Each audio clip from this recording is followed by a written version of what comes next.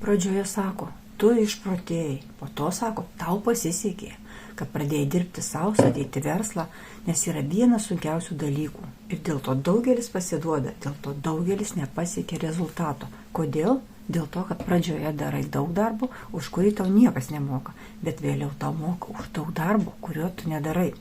Būtent pradžioje visi tave vadina bepročiu ir visi sako, kad tau nepasiseks.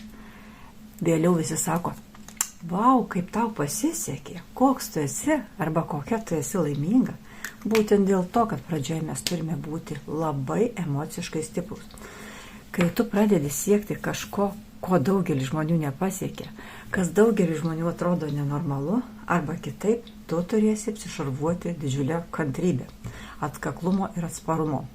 Nes jeigu tu pasiduosi kitų įtakai, jeigu tu pasiduosi kitų komentarams, tu tiesiog nepasieksi savo tikslo.